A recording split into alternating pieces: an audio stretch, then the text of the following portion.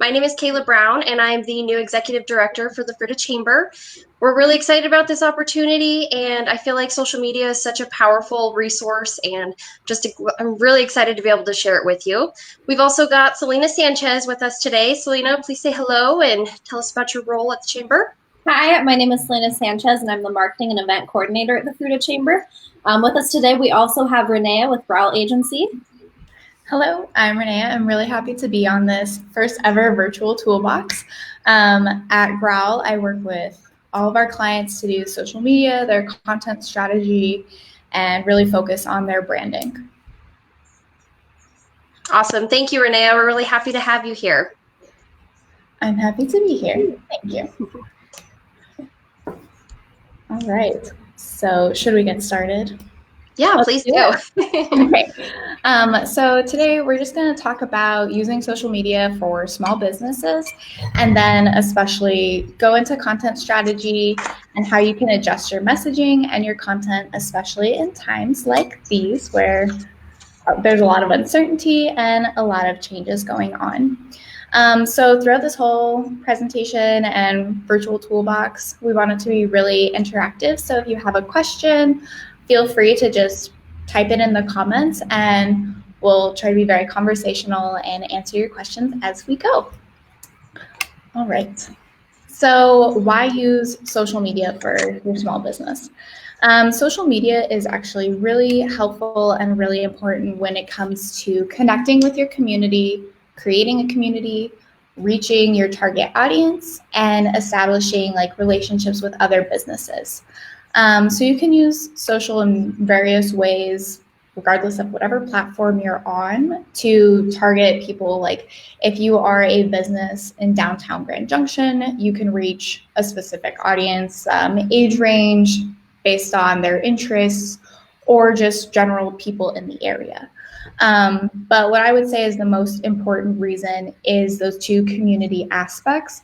So connecting with your community, as in sharing posts like Growl would share something from the Fruita Chamber, or creating that community and having relationships with people who are commenting on your posts or liking them. So it's a lot of two-way interaction, and that really helps establish relationships and loyalty with your brand.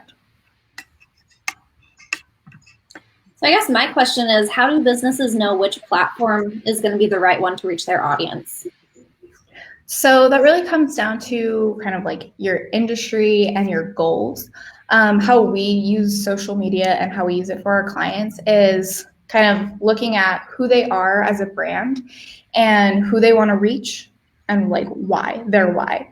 So based on our area, Facebook is really popular.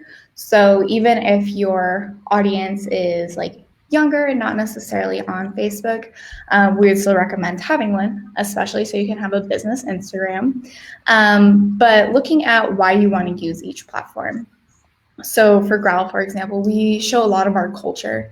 Instagram, we don't use it to really promote what we're doing or our sales. We use it to show who we are and how we're involved in the community.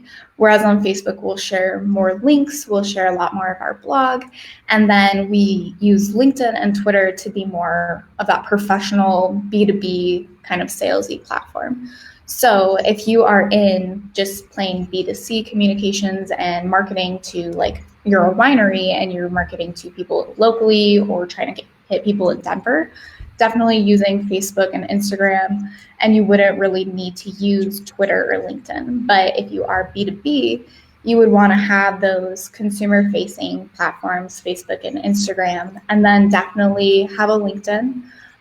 Twitter is really a toss-up depending on your industry, since it really requires a lot of interaction. To be successful on Twitter, you should be tweeting at least 6 times a day. So if that doesn't fit your model or your industry, it's really popular for sports, news, medical. If you don't fit into those industries or are able to tweet every single hour, then you don't really need a Twitter.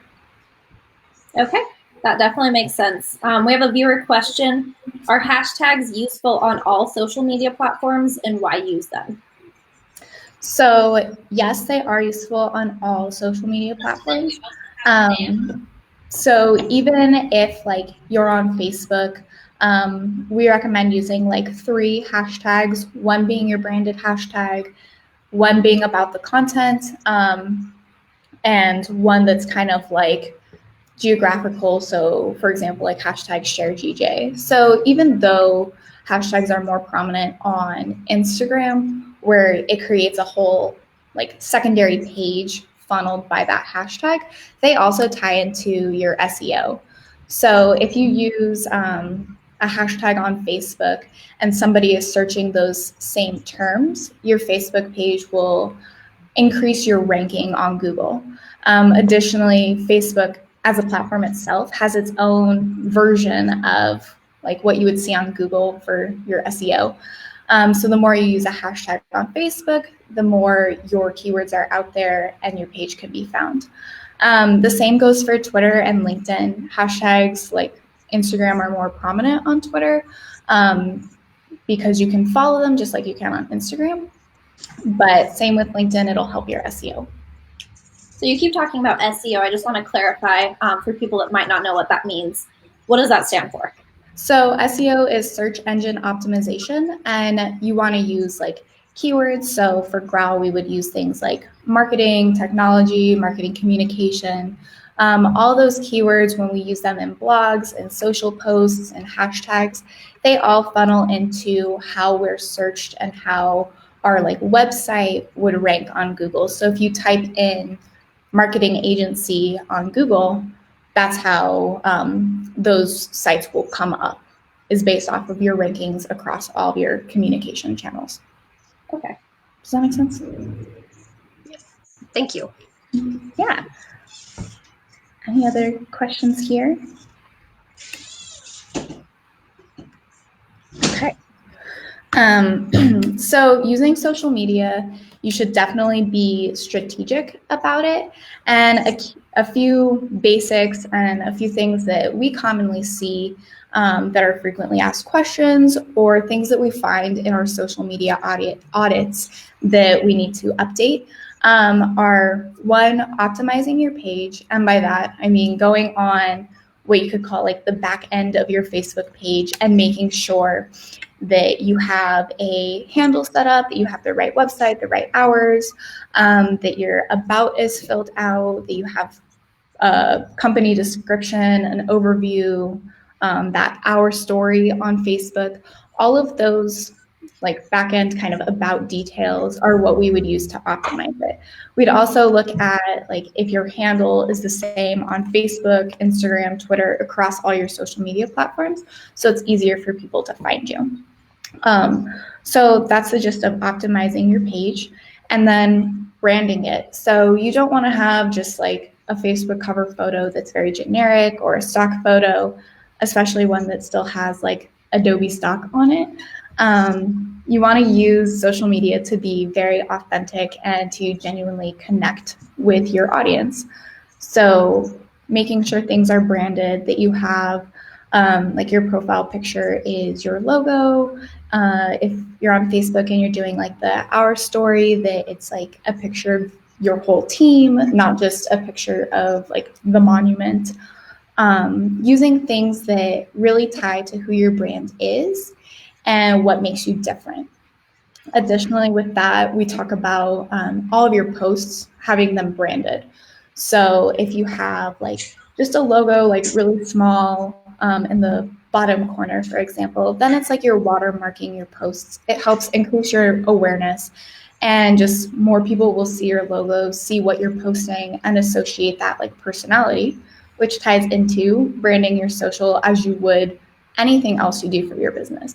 You want to have your strong personality, your messaging, your voice, all of those things that tie into your brand and who you are, remaining consistent regardless of who's running your social media. So if I run our social media for Growl today, we don't want it to sound completely different tomorrow if somebody else from the company doesn't post. We want it to be consistent and the same regardless. And then always add value in your social media. You don't want to just continually post about salesy stuff or buy this, buy that, become our client. You want to really focus on what your audience is looking for, things that they would be interested in, maybe sharing like tips, or here's a blog on how to build a content calendar, or here are some fun resources. Like for example, we do a Female Founder Friday, and that doesn't necessarily tie into why you should choose Growl as your marketing agency, but it ties into one of our core values is we are co-founded by a awesome female founder, and we really believe in women and female leadership in business. So that's one thing that we highlight. We do some that are like major companies, and then we'll do some that are local as well. So that's adding that value and making sure that we're consistent with our posting, with our message, and every element that goes into social is strategic and data driven. Okay, so you briefly mentioned and touched on blogs. We have a viewer question from Deb. She's wondering, are blogs important, and what's the best area to use blogs for? I would say blogs are very important, but it also depends on like what your industry is or what your business is.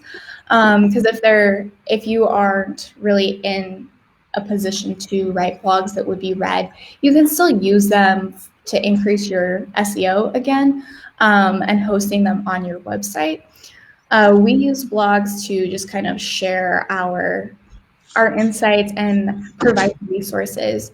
So if you go to our Grout blog, we have everything from different like tech tools you can use to lead generation, and even like design aspects. So it all ties back to our industry, what we do, and some of our like guidance to small businesses or other marketing professionals. Blogs are really great when you're building out your content strategy, because you can use one blog and create like 5 posts from it per se. So you could have like your initial post that's talking about here's a blog, here's some things for more tips, read the rest of the blog. Then like later you can share a few more tips that you didn't share in the first post and tie to the blog again. And all of that contributes to link building, which helps boost your search engine ranking. It helps build your credibility as a business and why people should trust you, why they should find you as a resource. And it also just really helps you establish yourself with your customers. So like if we never posted anything as a blog, as a resource, it would kind of degrade our credibility as like, do we actually know what we're doing? Does that answer the question? I think so. Okay. So you had a great point earlier about the Adobe stock images. That's something that I see a lot of business owners doing, is posting images that still have that watermark on the background, or using a Google image. What do you recommend to these small business owners who are trying to put out content that may not have access to Adobe stock images and things like that? So my first recommendation is, as much as you can, just take photos.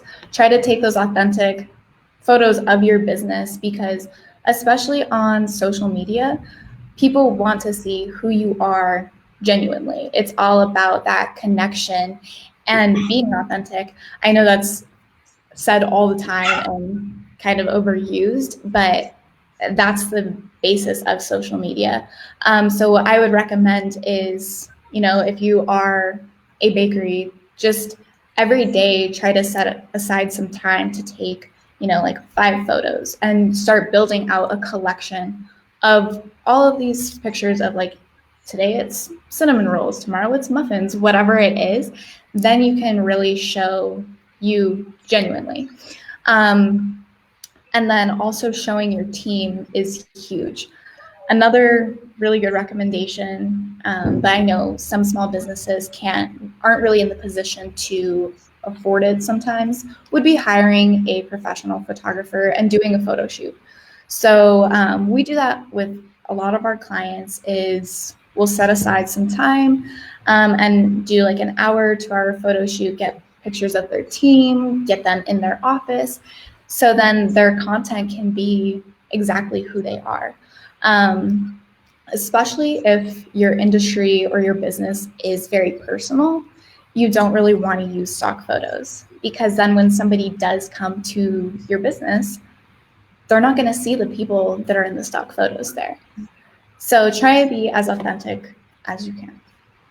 You know, especially living on the Western Slope here, we have so many talented local photographers that absolutely love working with businesses and really get the job done well. So I think I would really recommend, if you're able to pay for a local photographer, definitely do so. So that's awesome. Absolutely. Yeah, absolutely. Then you're going to get really good photos too that you can use not just on social media, but you can reuse them in blogs, on your website, in ads, magazines, newspaper, whatever. So think of it as like an investment for your entire marketing plan rather than just for social media. Yeah. And I know that there are some free resources that are alternatives to using stock photos. Like I know there's a free version of Canva in case you quickly really need to get your message out there and you just need maybe a textured background or, you know, a picture of something generic. So sometimes things like those, but don't rely on stock photos too much. Yes, exactly. And do not use photos that have the watermark in the background. Definitely. And when you're taking the photos yourself, try to, you know, make sure that they don't get compressed when you actually post them, because that's also, it's not a good look to have a picture that has been compressed and is entirely pixelated, so then your viewers don't even know what it is. Yeah. But photography, whole nother discussion. Okay. One other thing that we can bring up here with strategy and having that brand is when you do have like different members of your organization running your social media, it is good to have a policy and social media guidelines that'll help them stay on brand, on voice, use the right hashtags, and have like a general focus. So then they know what is appropriate, what isn't appropriate. Because there are a lot of businesses that don't just have one person running their social media. So having some policy, some guidelines of like, here are posts that we share, here's how we sound, will really help create that consistency across all of your platforms. I agree, especially if you have a new employee starting, it's helpful for them to kind of already have something that's created that here are your brand colors, here's how our post sounds, here's what we don't post about, here's what we do post about. Oh, I think we lost Renee. Oh no.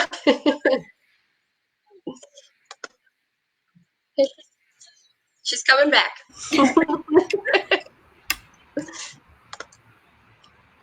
Okay. That's a great thing about social media, learning to adapt. Yeah. That was very weird. I don't know why I did that, but here we are. Okay. Well, next thing that I want to talk about is for your content strategy, creating a content calendar. Everybody else is gone. So when you're developing your content, you want to focus on like some categories basically that you will post as a business and that will be beneficial to your viewers. So think of like your business in buckets, like what types of content you would want to post, and then plan it out. This is just an example of like 1 week of a growl calendar. We plan ours out like at least a month in advance. So again, this is just 1 week, but we break everything down by what platform we're posting on, and then the general like topic of what that post is. So you can see in this example, we have like a meet the team, and we share that on both Facebook and Instagram. And again, that's our culture. So those are the platforms we show it on. Whereas on LinkedIn and Twitter, we have like a Marketing Monday, and that's going to be some kind of tip or resource for businesses or marketing professionals. Then something like our blog will share across the platforms, or fun holidays like National Grammar Day. That one we shared across the platforms, and that's a really good example of how we change content to fit our platform purpose. So what we shared on LinkedIn and Twitter, the graphic and the message were a little more professional, but still the growl personality. What we put on Facebook was a little more fun, but still had that kind of like professional take. And then what we had on Instagram was really fun and showed our culture and our really fun side of the personality, rather than focusing on like how we use grammar and like tying that back to the business. So, how do you recommend a business owner develop shareable content rather than coming off as a sales pitch? So, really kind of think of who your audience is and what will add value to them. So, people like to see that community, that connection. They like to have that collaboration as well. So, on this piece of our calendar, we have a calendar that we share, and we do that weekly to promote like what's going on around the community. We tag the businesses, and that's something that a lot of people do share, because it's not necessarily about us, but we do tie it back to Growl, of like Growl encourages you to get involved, and if you're looking for more ways, blah blah blah. So trying to think of yourself in the consumer's shoes. So what kind of content would they want to see? We use an 80-20 kind of golden rule for social media, where 80% of your content is value adding, non-promotional. And that doesn't mean you can't reference your business or tie something back to your business, but it's not just pushing like, hey, we do this, buy it, or become a client today. It's pushing something that is like a blog, that you can still have a call to action of read more here, or need a hand with like creating viral content, or whatever your content strategy, contact Growl today. So it's focusing on what your consumers will find valuable and what they might want to share with their peers. And it really varies for your industry and your type of business, because something that like a restaurant would share that is shareable content is going to be different than what, like Growl would share that would become shareable content. Yeah, definitely. I like how you broke down your content calendar by which social media platform. I know when I'm doing content calendars, we primarily use Facebook and Instagram right now. Since we're very event focused on some of our social media promotions and things like that, I usually work backwards from when the event is, and then a week before the event, I need to promote this much, and 2 weeks before, I need to do this. And so that's something that really helps for my strategy, is knowing what the big things are I want to promote and then working backwards to lead up to that. Yeah, that's a great strategy, because then it helps you build in and not get distracted of like, okay, every day we're going to do this. And then you're like, oh, and the event, now we have to go back and recalibrate the calendar, basically. Yeah. That's a really good point. So, touching on recalibrating the calendar, let's say a business has their social media strategy planned out for the next month, and then we have a community crisis hit like we're currently in. How do you recommend we navigate through something like that to change our content calendar a bit so that way it's still relevant and we're still able to communicate to our audience? That's a really good question. So, number one recommendation is make sure your social can be flexible. So while we plan out everything like a month in advance, we don't, dive in and like make everything set in stone, scheduled as a post, and not able to change it, because these things do happen regardless of if it's a community crisis, a global crisis, or just something happening in your industry.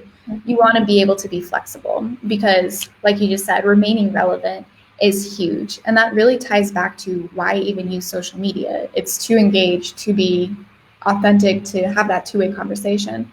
So how we would look at like changing content strategy would be, one, staying on top of what's going on, because you don't want to just like jump the gun and change everything and start, sharing like all these posts that don't necessarily fit your brand, just because they're relevant. So making your posts fit what's happening is kind of the key there. but always remain on brand. So like earlier we were talking about having that brand guideline for your social media, your messaging, your voice, your tone, all of those elements, regardless of what's happening, should remain consistent. So even in what we're going through right now, where there's the global pandemic and a lot of things are closing, you still want to have like your personality throughout your posts. So for example, we changed our entire content strategy when, COVID-19 started really accelerating and happening here locally. We shifted from focusing on like general Marketing Monday tips to resources for businesses. We started talking about what they could use to like reach their audience, how to change their content strategy, remaining positive, those kind of elements. Then we also took off a couple of the other things that we had planned and started sharing more like local resources. So we were sharing about like the SBA loans or who they should follow for updates, like follow Mesa County Public Health, and trying to encourage our audience to still be involved. So those calendars, for example, that we post every week of how to get involved in your community, because that's a huge aspect of what we do as a brand. We transitioned to all virtual events. So rather than saying like, go to this Fruita Chamber toolbox in person, watch it on Facebook. And we also promoted, like the Museums of the West are doing virtual tours through their social media. So we're promoting them still, or promoting Kiln doing their Coffee for Community, where they're donating a portion of their proceeds from coffee beans sold to local businesses. We put that on our calendar as another way to get involved. So it's trying to kind of rethink of the situation and stay positive and come up with new ways to do what you have been doing. So I know there's probably a lot of small businesses that have never been super active on social media, and then suddenly they might feel an urgency of, oh my gosh, I need to be posting every day. I really need to get my word out there and promotions I'm offering. Would you recommend small businesses get more active on Facebook, or just kind of ride it out and see what happens? I would say be active, but don't be too salesy. Because especially in times of uncertainty, you want to be like a resource for your followers. And it goes back to like thinking of social media as this like two-way engagement, as a relationship. You don't want to be like, oh, even though this stuff is happening, come buy this from us. Like, we still need to stay in business, buy this from us. But being like, hey, we're here to help, here's what we're doing.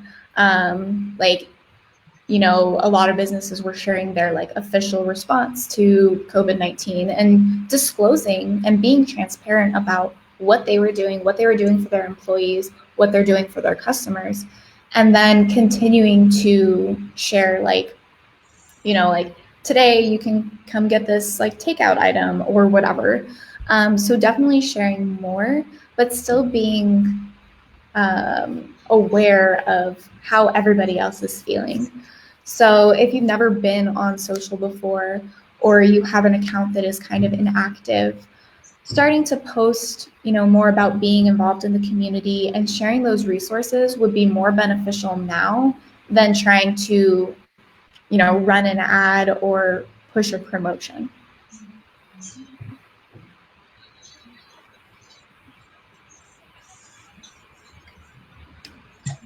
Great, thank you. Okay, so the next thing I had was just talking about some like key metrics to look at as a small business, because diving into social media, creating your strategy, and just going for it isn't always the best route. So the way we look at things and the way we use social media is very strategically and very data driven. So even if you don't use like a professional platform, or you don't hire like a full agency to manage your social media, there are ways to look at how your posts are doing. And the most important way to use this is to look at the data and cross-reference it with your content. And then that'll tell you what is successful, what is not successful, and help guide what content you post that is value adding to your audience. So the main thing here is you never want to just look at likes and comments, because those are what we call superficial statistics. They don't necessarily tell you how your content is performing. Like, yes, we always want to have like more engagement on a post, but what's even more important, especially today with different like changes on Facebook or the Instagram algorithm, is looking at your impressions and your reach. And impressions are total number of views. So I could see a post 5 times and be 5 impressions, whereas reach is the number of individual users. So I would still be 1 person reached or 1 user reached and 5 impressions.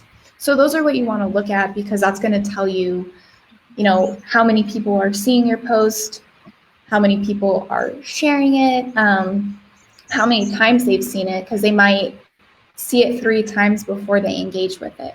Or another important metric that's coming up on Instagram is looking at the number of saves your content gets. Historically, that hasn't been something that brands look at, because it's just kind of like, oh, cool, somebody saved this post. But now it's becoming a very important metric, because it's telling you what content your followers want to go back and look at, or something that they want to share, whether it be sending it through a DM or showing it to somebody in person.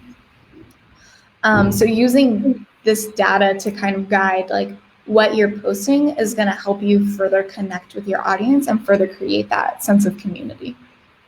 Definitely. For those of you that have a business profile on Facebook and might not know, under Insights, you can find a lot of the page view information, post reach, story reach, engagement. So that's where you can find some of that analytics that Renee is talking about.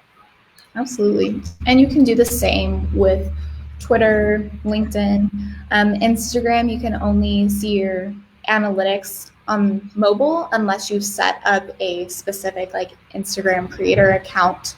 Then you can view them on desktop, but they're not the same as what you would view on mobile.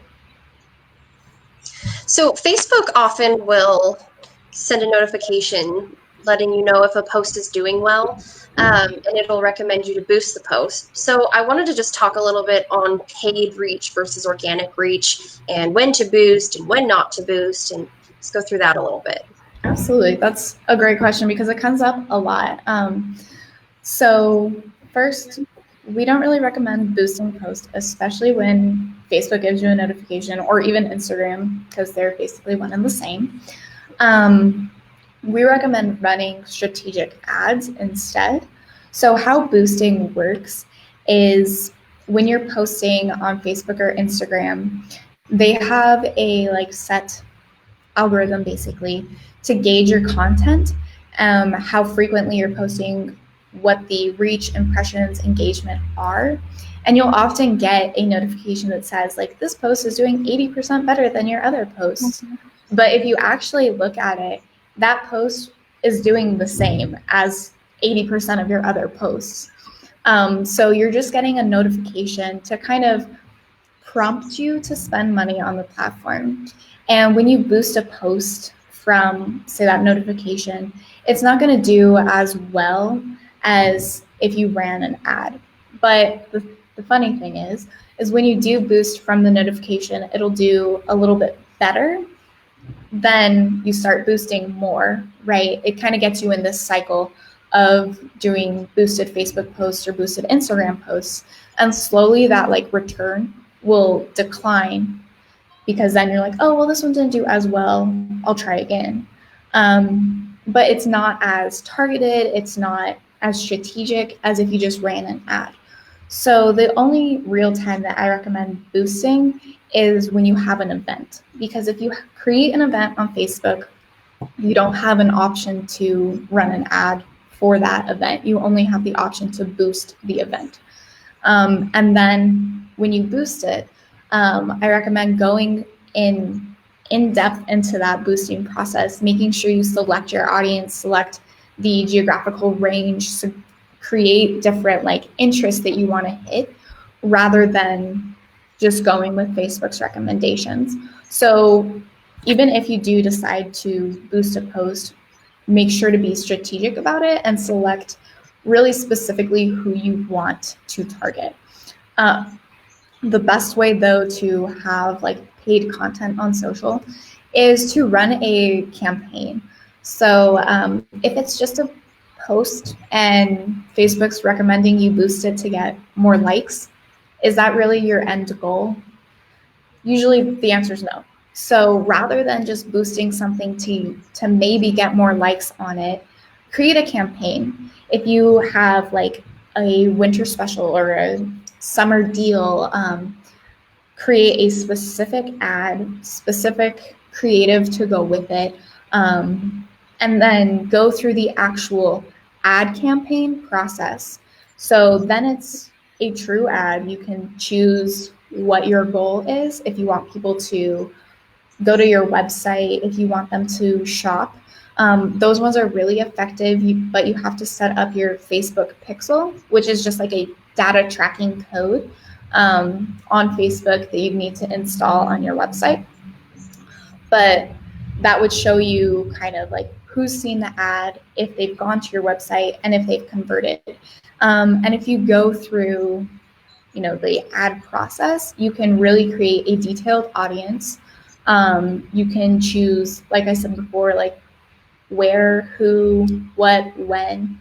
You can set everything from you want it to run continuously to these dates for this cost. And then it'll be even more successful because it's goal driven rather than just kind of like driven. Yeah. So what you're kind of saying is before you whip out that credit card and just go and boost a post just because Facebook says, to make sure that you kind of have your audience in mind and what your end goal is for that boost or that ad. Absolutely. Yeah, the last thing you want to do is just start boosting posts because Facebook told you to, because then you're going to start getting that this post is doing 80% better than your other posts for every single post. Yeah. Like I have seen that with some of our client accounts or just other businesses that I know. They post every single day and they get the notification every day saying that this post is doing 80% better, 90% better, whatever it is. And when you actually look at the data, not just the likes and comments, but the actual reach, impressions, and engagement rate, they're doing relatively the same. Or there's a post that's actually doing better, and that's not the one that they sent a notification for.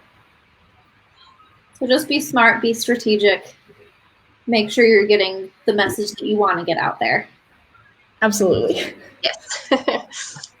And one other thing with like running paid ads is you never want to just like start right off the bat running paid ads.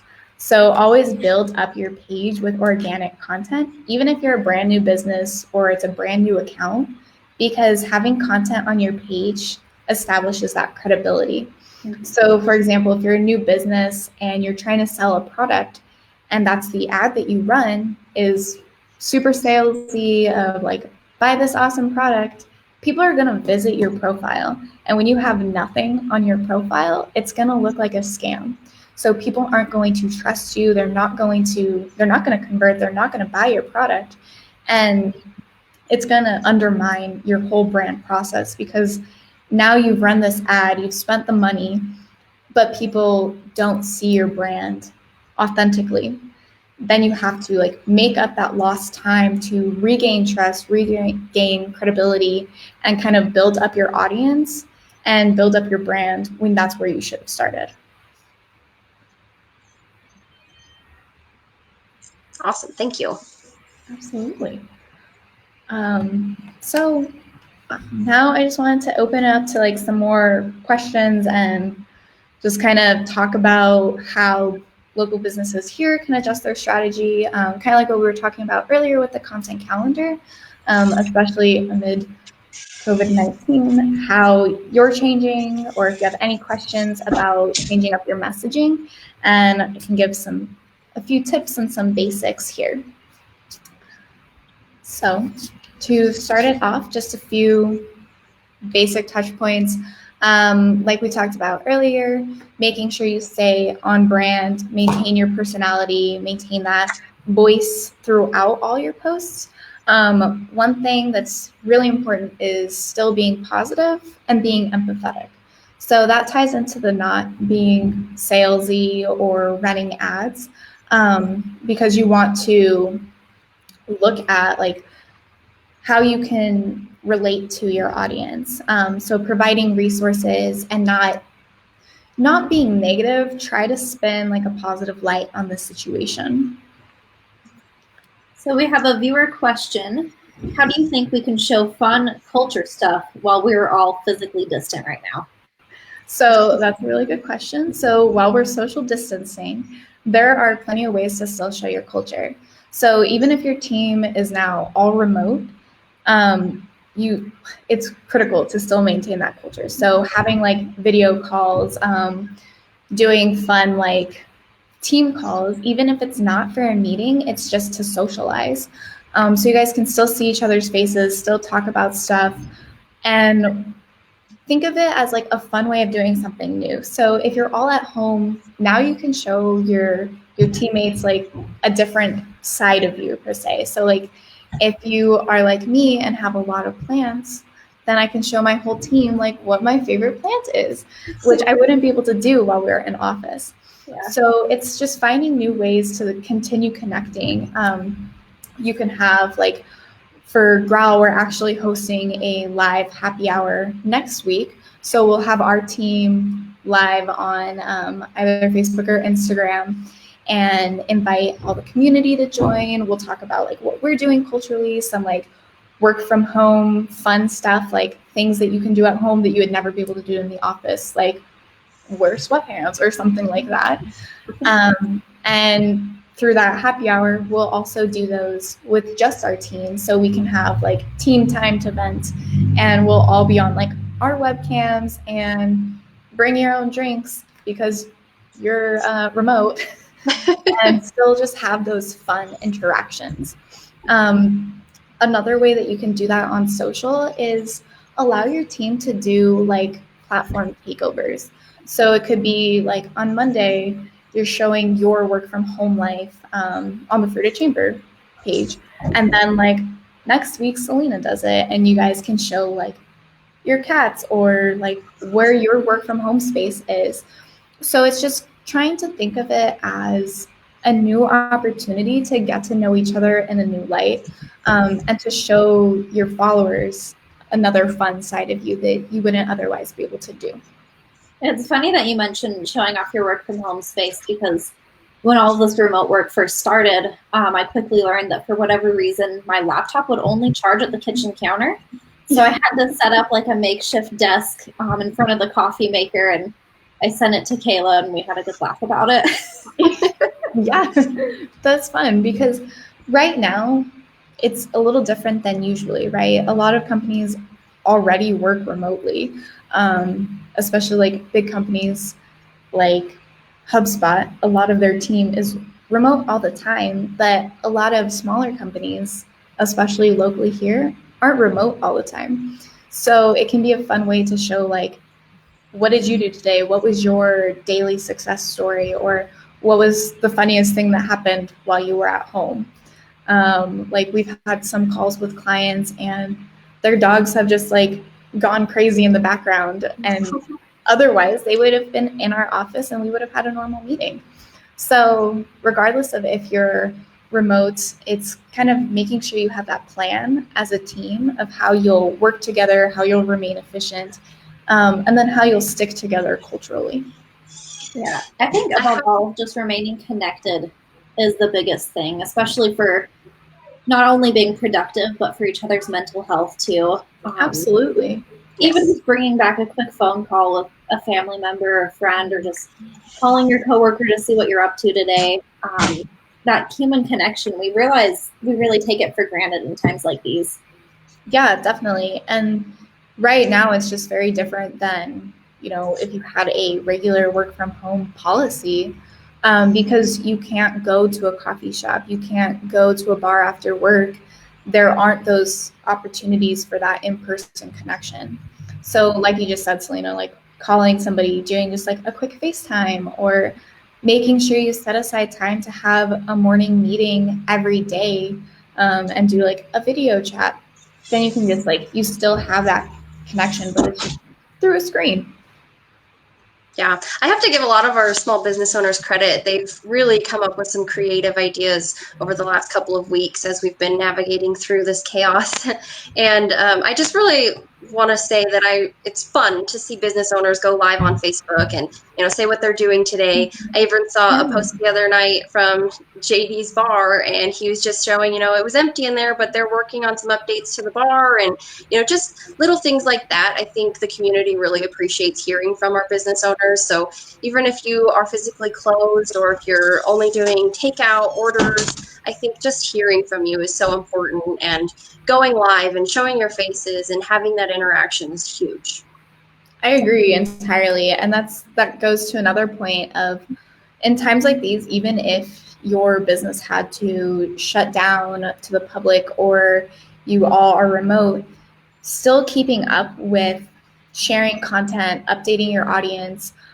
So making sure you do like a Facebook post and pin it to the top of your page with like updated hours, or that you're only offering like takeout or curbside pickup, updating your website, making sure your Google My Business has the correct information.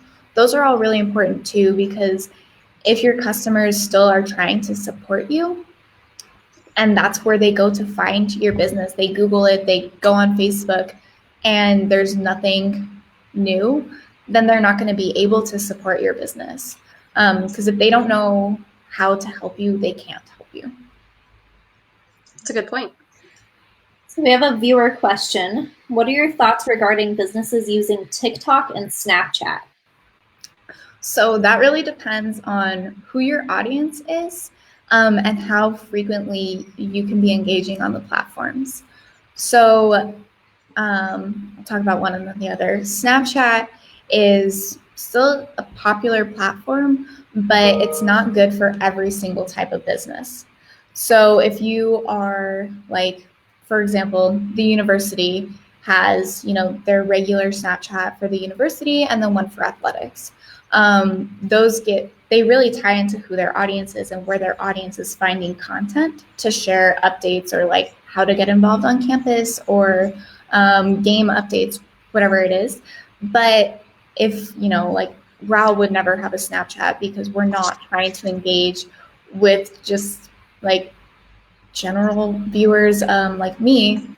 I wouldn't be following Raul on Snapchat if I didn't work here. Because it's not going to add value to the audience that's on the platform. So beyond just looking at who your audience is and what your goals are, you need to look at the audience on each platform.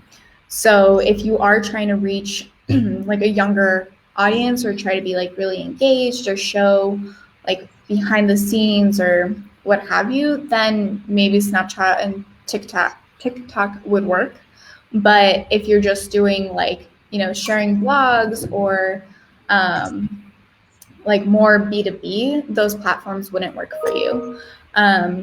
But you can, if you want to do that behind the scenes stuff, which is really good, you can still leverage like Instagram stories or Facebook stories. LinkedIn is also adding a stories feature pretty soon. So there are ways to still have those same kind of like featured content that you would do on Snapchat or TikTok on your main platforms. TikTok is rising really rapidly as a popular platform for multiple generations, multiple types of audiences. So that one can be good for different types of businesses, but you still have to use it the right way. So I've seen Pressed, the coffee shop in Palisade, they just launched a TikTok, and they're doing like a fun like social distancing challenge of like dancing by myself. And they've been using TikTok really well there, because TikTok has the features to like edit your video. So there's like, 3 of you or whatever it is. But the thing is, they're not just keeping that TikTok content on TikTok. You have to share it across. So you have to share it to like your Instagram story or to Facebook. Otherwise, people aren't really going to know to follow you or know that they want to follow you. And I do have to say, Press has been doing a great job of using their TikTok and doing fun dances and sharing them across the platforms. I don't have a TikTok, but the only time I've ever seen TikToks is when it's shared on another platform. Exactly. So definitely make sure you share. Yes. Yeah, because even if you don't have people following you on TikTok, or if you're a brand new account, sharing across platforms, it's giving you content that you can repurpose, and you can try to get people to follow you on that platform. It's just the same as if you've had a Facebook, but now your company wants to launch an Instagram. You need to promote it on Facebook because that's where your followers are now, rather than going out and clicking to follow 1,000 people and try to get 300 follows back. You want to promote it where your audience already is.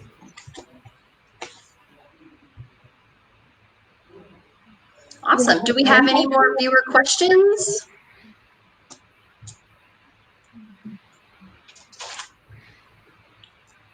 Well, if we don't have any more viewer questions, please feel free to reach out to us and we can pass along the question to Renea, and I'm sure she'd be happy to do a follow-up. Again, thank you so much, Renea. This has been very helpful, and I hope that it's been helpful for our small business owners as well. Just know that there's so much you can do with social media, and the sky really is the limit. It's ever-changing, and if there's any time to evolve your marketing strategy and test the waters with social media, I think now is the time to do that. Yeah, absolutely. And yeah, like Kayla said, feel free to reach out to me personally or to Growl. There are all of our social links. We're also doing weekly webinars on Fridays to just kind of provide more resources for local businesses.